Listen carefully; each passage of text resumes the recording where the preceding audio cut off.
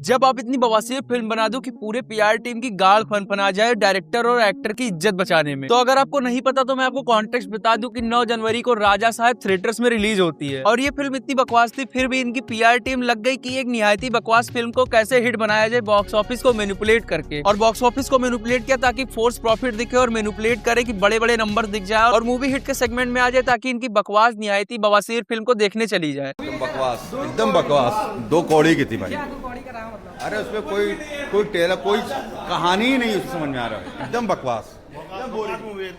और जब हम जैसे रिव्यूअर्स ने सच्चाई बताई पब्लिक को इस मूवी के बारे में कि कितनी निहायती बवासीर फिल्म बनाई है, तो बड़े ही क्लेवर तरीके से प्रभास की पीआर टीम ने ब्लेम गेम खेलना शुरू कर दिया और पूरा इल्जाम और ब्लेम डायरेक्टर मारुति के ऊपर शिफ्ट कर दिया। यहाँ तक कि डायरेक्टर मारुति को 3rd टियर का डायरेक्टर भी बता दिया। और यहाँ मैं डायरेक्टर मारुति को डिफेंड नहीं कर रहा हूँ, मैं जानता हूँ कि उस आदमी ने निहायती बकवास फिल्म बनाई है और अब सिंपैथी गेम खेलने में लगा पड़ा है। मतलब इस आदमी ने इस लेवल तक सिंपैथी और पीआर गेम शुरू कर दिया है कि उसकी ये इमेज देखो जो इंटरनेट पे सर्कुलेट कर रही है। इसमें पब्लिक को शो किया जा रहा है कि देखो कैसे डायरेक्टर मारुति रात भर मेहनत कर रहा है ताकि पब्लिक के पास अच्छी फिल्म जाए। लेकिन अच्छी फिल्म के लिए सिर्फ रात भर मेहनत नहीं करनी पड़ती है, एक अच्छी स्क्रिप्ट भी लिखनी पड़ती है, अच्छा स्क्रीन प्ले भी करना पड़ता है और एक एक्टर से उसका एक्टिंग पोटेंशियल निकलवा ले वही अच्छा डायरेक्टर होता है। 450 करोड़ की भारी बजट में राजा साहब एक ऐसी मूवी होगी जो अपने बजट का 50% भी निकाल ले तो बहुत होगा। क्योंकि रियल सोर्सेज का माने तो राजा साहब ने कुछ अच्छा कलेक्शन नहीं किया है बॉक्स ऑफिस पर, लेकिन फिर भी इन्होंने मैनिपुलेट करके चीजों को दिखा दिया है। यहाँ तक कि इन लोगों ने फेक मार्केटिंग की सीड इस हद तक फैलाया है कि एक पोस्ट मैंने देखा जिसमें ये लोग कह रहे हैं कि नेटफ्लिक्स वाले इनको 100 करोड़ रुपए ऑफर कर रहे हैं, वो भी इस बकवास राजा साहब मूवी के लिए जो अपने पहले दिन पे सिर्फ 60 करोड़ कमा रही है और दूसरे दिन 10 करोड़ या 12 करोड़ पे आके अटक गई है। पहले लोगों ने प्रभास की 2-4 मूवीज क्या देख ली, उसको हिट क्या करा दिया। प्रोड्यूसर और डायरेक्टर को लगने लगा कि कुछ भी 1-2 लोग तब भी देखने चले आएंगे। वो अलग बात है कि पब्लिक ने इस बार इनको इनकी औकात दिखा दी, क्योंकि पब्लिक अब कंटेंट ड्रिवन मूवीज देखना चाहती है, ना कि स्टार ओरिएंटेड मूवीज देखना चाहती है। ये लोग स्टार एक्टर पहले चूज करते हैं, उसके बाद उनके हिसाब से स्टोरी लिखना शुरू करते हैं, लेकिन पब्लिक को अब स्टोरी चाहिए होती है ना कि स्टार। क्योंकि स्टार ओरिएंटेड पिक्चर तो आमिर खान की लाल सिंह चड्ढा भी थी और शाहरुख खान का जीरो भी था, लेकिन फिर भी पब्लिक उसको देखने नहीं गई क्योंकि उनका कंटेंट अच्छा नहीं था। पहले इस मूवी को दबा के प्रमोट किया प्रभास के नाम पे, लेकिन जब पब्लिक ने एक्टिंग और स्क्रिप्ट को कॉल आउट किया तो प्रभास की पीआर टीम ने ब्लेम शिफ्टिंग मार्केटिंग करना शुरू कर दिया, जो कि इन्होंने सेम चीज आदि पुरुष के टाइम पर भी की थी। और फिर जब पब्लिक और मेरे जैसे रिव्यूअर्स इनको नेगेटिव रिव्यू दे देते हैं तो इनके फैंस आंख बंद करके इनको सपोर्ट करने आ जाते हैं कि प्रभास तो बहुत डाउन टू अर्थ है, बहुत हम्बल है, बहुत प्यारा है और गलती जो स्क्रिप्ट राइटर की होगी या फिर डायरेक्टर की होगी या फिर स्क्रिप्ट राइटर की होगी, लेकिन प्रभास की गलती नहीं हो सकती है। और यहाँ तक तो ठीक था, लेकिन जो खिचड़ी इन्होंने बॉक्स ऑफिस कलेक्शन के साथ मचाई है उसे मैनिपुलेट किया है ताकि सारी अलग चीजों से ध्यान हट जाए। लोग स्क्रिप्ट राइटर, डायरेक्टर और एक्टर की बात ही करना छोड़ दें, सिर्फ बॉक्स ऑफिस कलेक्शंस की बात करें और उसी में कंफ्यूज रहे। और अभी इंस्टा खोलकर देखो तो अलग अलग इंस्टा पेजेस ने अलग अलग नंबर्स बता के रखे हैं। कोई कह रहा है कि 105 करोड़ रुपए कमा लिए, कोई कह रहा है 90 करोड़ कमा लिए और एक पेज ने फर्स्ट डे का कलेक्शन 146 करोड़ रुपए बता दिया है। और ऊपर से ये लोग कह रहे हैं कि हेटर्स होने के बावजूद इन लोगों ने इतना ज्यादा कलेक्शन कर लिया, लेकिन जिन लोगों को ये लोग हेटर कह रहे हैं वो हेटर नहीं है, उन्होंने बस अपना रियल रिव्यू दिया और पब्लिक को सच्चाई बताई है मूवी के बारे में। और बस प्रभास को अपना पैन इंडिया इमेज बचाना है कि उन्होंने ऐसी कोई फ्लॉप मूवी नहीं दी। कभी आपने देखा है कि प्रभास अपनी कोई मूवी जो उनकी फ्लॉप हुई है उसको इन्होंने कभी एडमिट किया हो या एक्नॉलेज किया हो कि हाँ मुझसे राधेश्याम, आदि पुरुष जैसी मूवीज फ्लॉप हो गई या अच्छी नहीं बनी थी? जबकि on the other hand Aamir Khan जैसे सुपरस्टार ने एडमिट कर रखा है कि उनकी जितनी भी मूवीज फ्लॉप हुई है उसमें कुछ ना कुछ कमी थी। वन फ्लॉप और वन फेलियर जो